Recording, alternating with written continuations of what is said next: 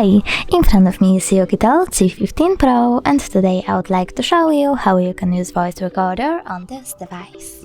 Firstly, find Sound Recorder and tap on it. Now click on this red button, choose Allow, and as you can see, my recording is now on. You can always pause it or unpause it by tapping on the same left button, over here. You can end it by clicking on the square one on the right.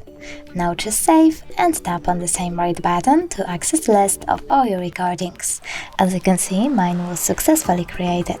If you wish to get rid of it, just hold it, click on the bin icon at the bottom and choose OK. Thanks so much for watching. If you enjoyed this video, don't forget to leave a like, comment and subscribe. Bye!